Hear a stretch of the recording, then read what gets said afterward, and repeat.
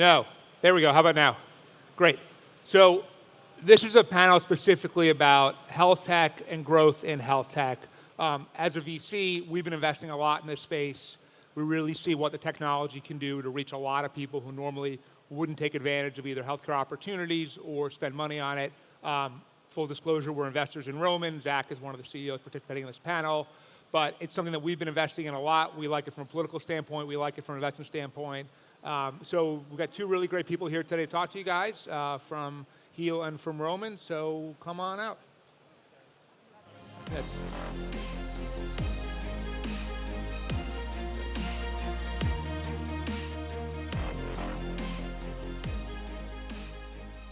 Cool. All right, so I think we're going to kick off with you guys just each really fast introduce yourselves, so just everyone's got a level playing field here. Sure. Hi, my name's Zach. I'm the co-founder and CEO of a company called Roman. Roman's an end-to-end service for men's health. We handle everything from online diagnosis to the delivery of medication. And the first product that we have is helps treat the 30 million men who experience erectile dysfunction. From a consumer's perspective, what happens is they come online, they have a quick doctor's visit, and if appropriate, we ship the medication right to their door. But that's really where the relationship with our members starts, because what most people miss is that ED is often the first sign of a far more serious underlying condition. It could be diabetes, heart disease, high blood pressure, high cholesterol. So we make it the most seamless and affordable place for them to receive treatment for ED and then help them identify the underlying cause and improve their overall health.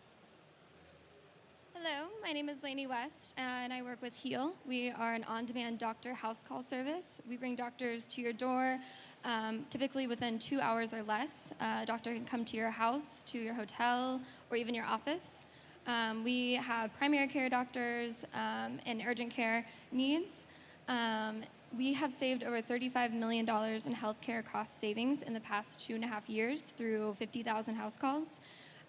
Fundamentally, we think that house calls are a better way of healthcare because the doctor can come into your home and really see your lifestyle and help really have a systematic way of getting you better. Great. So I think the first question I kind of want to ask each of you is, both of you can do anything, right? Yeah. You both have impressive backgrounds, and yet you chose this unbelievably complex world of healthcare. So are you guys a little crazy? Are you really brilliant and I just don't get it? Explain this to me. Yeah, it's a great question, right? Like, why is a 26-year-old helping people get Viagra on the internet? For me, it's actually a very personal mission. So something I experienced at 17, which is a shockingly early age. I was lucky. I had a dad who was an expert in sexual health and a physician, and so I felt comfortable enough bringing that up to him. He ended up being overly cautious. Well, not overly, actually, pretty cautious. And I ended up having a stress test because he noticed a slight irregularity in my heart rate. And actually, during that stress test, my heart peaked 230, 240. I collapsed right on the treadmill, like zipped right off. And my dad and the cardiologist brought me back. And a few days later, I had an ablation procedure where they go in and they burnt the parts of my heart that were causing it to beat too quickly. Now, fortunately, my heart was fixed.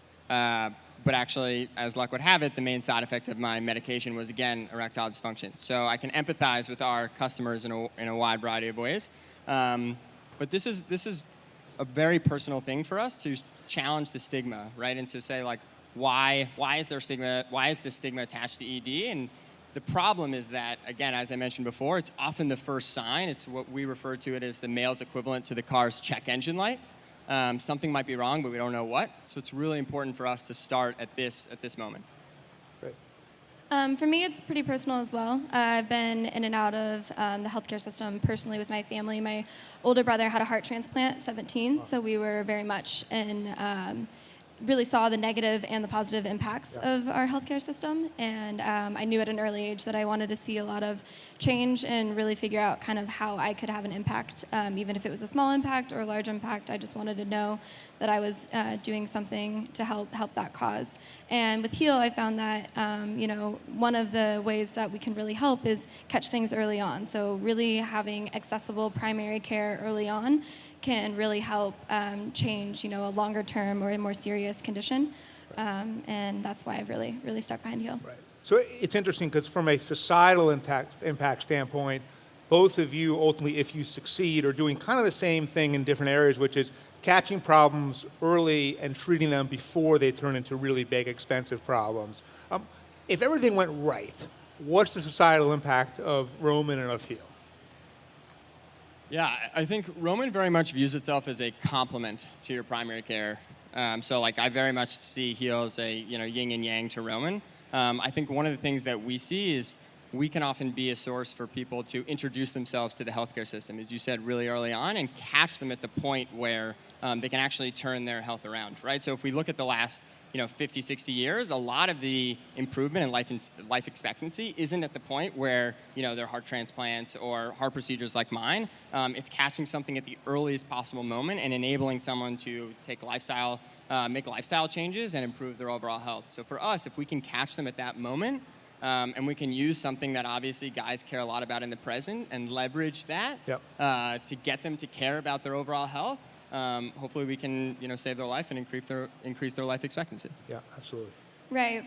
Following up on that as well, it's really kind of catching things early on and really getting people to care about their health early on until it's too late. Because we live in a society that we always wait until it's too late, and we really can't afford that. And then we tend to have people overfilling emergency rooms and urgent cares when it's something that could have been caught in an early stage. That would have been something with a small dose of medicine, or really just having a doctor monitor it could have changed it. And with Heal, we have the capability of sending a doctor in and really understanding the lifestyles of a person and getting to know them and figuring out what works for them and what can help them, live a better, healthier life, long-term and short-term. Got it.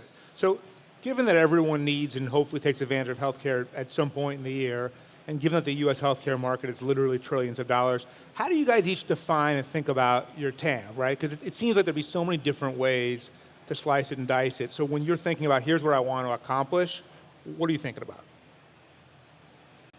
Yeah, I mean, I think it's a great question. It's tough for us. I don't think we look at it right now and say, hey, for us, 30 million men experience erectile dysfunction, and as I said before, it's one of the earliest signs of diabetes. 29 million Americans experience diabetes, right? High blood pressure, high cholesterol, obesity.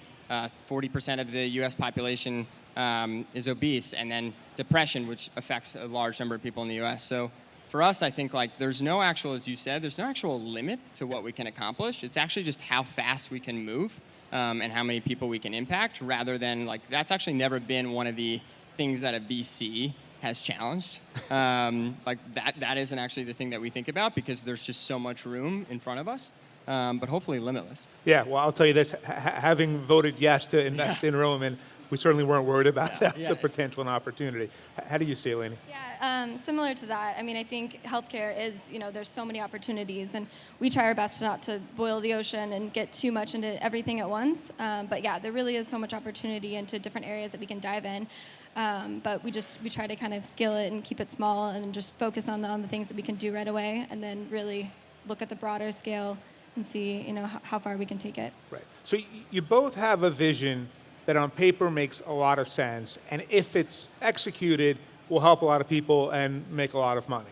Obviously, nothing's quite that easy. So what do you worry about the most? What are the biggest roadblocks? If you could wave a magic wand and one thing happens on your trip to New Orleans, your problem goes away, what is that? Yeah, it's another great question. I think for us, we have to abide by state regulation. How does each individual state establish a patient-physician relationship? What's required to facilitate that relationship? And then also, what do you need to create an online prescription? So for us, that's a state-by-state battle, and I think some states are able to see that telemedicine is a tool. It's no different than a stethoscope. Where it becomes actually really difficult is when states dictate the exact type of technology that is required to facilitate that patient-physician relationship. So you can imagine a state that says, we need to have a real-time, two-way video chat between a patient and physician for that to exist. And the problem with that is it's so specific that it actually doesn't let innovation grow in the same way, right? Because we're never going to be as good at predicting what we might create in the future. And so the biggest help for us would be if state regulators view telemedicine as that tool and then tried to create a system that focused solely on the standard of care, right? How do we best take care of the patient, and how do we give the physician the latitude to be able to do that? That'll let the states assess things on a case-by-case basis. Yep. It'll enable them the room to set precedents, but it won't constrain innovation and force them to be able to, or force them to predict, like instead of a stethoscope, maybe an EKG machine, or my heart monitor that's the size of 2 quarters that submits in real time my heartbeat to my cardiologist. Right. And what's your initial sense of how regulators, how politicians view telemedicine and whether their thinking is in line with your vision?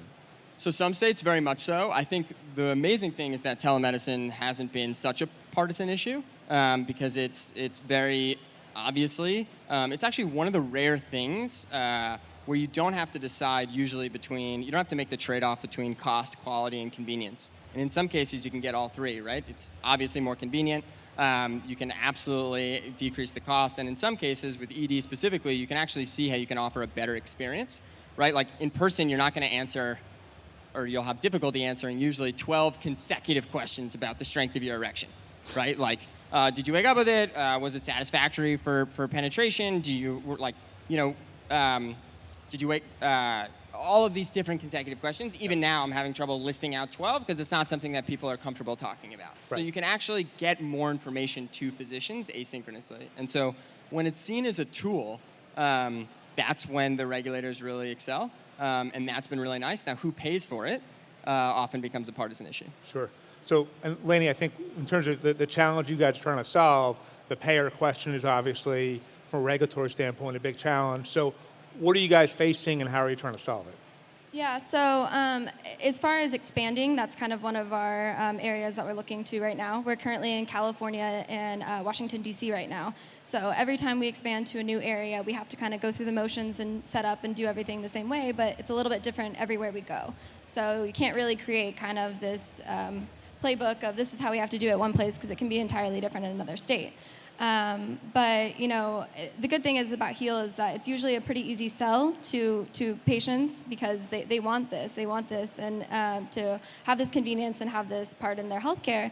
And so with getting insurance partners, it was difficult in the beginning, but it's becoming more and more easy because they're seeing how happy their patients are and that they want it as a service, and it's becoming something that they would potentially pick a certain insurance provider for.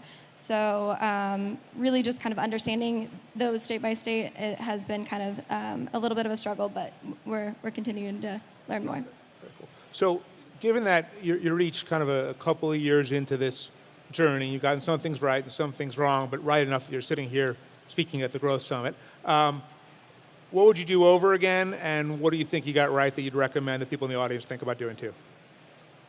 Yeah, I think one of the things that makes Roman unique is our full stack approach, which is not the same as some of other direct-to-consumer companies and some other companies in our space where you have the patient, physician, and pharmacy triangle. And right now, that's a really disjointed healthcare experience. And when you have a disjointed healthcare experience, a lot of times the onus or responsibility is put on the patient. But Roman, we decided to tackle that complexity because that complexity is not going to disappear. Someone has to own it, and we've decided to take it on. Right? We never wanted to be one of those companies where you'd email us and we'd say, like, here's the number of our pharmacy partner. Right. Right? And that just wasn't very Roman. And so you see a lot of other direct-to-consumer companies that someone else does their brand, someone else does their tech, someone else does their fulfillment, their customer support. And at a certain point, they're conducting a bunch of other services. But I think we made the really important decision in the very beginning. I mean, we built our own pharmacy in our office. We read the New York City pharmacy law and said, yeah, we can do that. And so I think one of the best things that we did was just not being scared to take on the complexity for our members. Yeah. In terms of where I think we could improve, and this is something that I've learned doing this, over and over again, is I think you need to choose, and this is, I think you need to choose a complementary founding team, right? Like I look at my co-founders, and we very much view ourselves as a three-legged stool, where if you remove any one of us, we could not start the business. And I think that's a really important place, a really valuable lesson to learn, and something that I would recommend that anyone should do when they start a company. Cool. Yeah, I think with me being at Heal for about 2 years, I've just learned how much to adapt, and our company is super well equipped for being adaptable because constantly changing, and there's different healthcare rules that we are that's so important for us to rely and to be just just understand. And so we've really gotten to a point now where I think we have a whole team that's really great at adapting and really understanding the whole system and kind of coming together, because we are a small team for how big we are as far as the scale. And we've really learned how to keep that flow going and really just make it work. So for people who are thinking on either creating a startup in healthcare or working to start up in healthcare or trying to disrupt the space in some way, given that it may be the most complex of all complex industries, what's your one thing that people should recognize and think about? Yeah, it's a lot. I think there's this interesting trend right now that's happening where as reimbursement rates decrease, deductibles increase, what's happening is people are paying more and more out of pocket. And when that happens, you turn a patient, for lack of a better phrase, into a consumer where they're controlling that spend. And when they control that spend, they demand a better experience. And also, I think what that happens is that leads to transparency and competition. And so what we're starting to see is people now, when you have a healthcare experience, they want to know how much it costs before they enter, right? Like a lot of times now, and we talked about this a little bit backstage, where like a healthcare experience now, you're walking through a supermarket and you're putting things in your cart, and then you look right and someone else puts something in your cart and you don't know why or what, and then you leave and you don't even pay. And then 6 months later, after you've used all those things, they send you a bill and you have no idea why. Right? And then you think about what happens with telehealth. Like, who's going to give a site their credit card where they basically says, like, Amazon says, we'll ship you the paper towels, and then we'll tell you how much it costs after you've used all of them. And by the way, like, your paper towels are going to cost a different amount than someone else's. And so I think finding an area in healthcare where you can be as transparent with the patient, member, customer, whatever you want to say, as possible, finding that on the fringes, which we can do with ED, which you can do with urgent care, is will allow you to offer an experience that people right now demand and deserve. That's right. What do you think, Lainey? Yeah, that's definitely something that we really pride ourselves on, is we bill up front, and we really want Heal to be a gateway to transparency and cost, and really hold people accountable, as he was mentioning, because we do want it to be a system that you can trust and that you know and that you come to, and no matter where you are, you can use it and not have to wonder what you're going to be paying. So I think that Heal is one of those ways that we can really make sure that we're keeping our healthcare accountable and really support that. I got 20 seconds. One true or false question. In 10 years, because of the work of people like you, the U.S. healthcare system will be significantly more efficient and cost effective. True or false? True. True. All right. I hope you're both right. We're out of time. Thank you very much. Give Thanks it up for for having us. Lainey and Zach.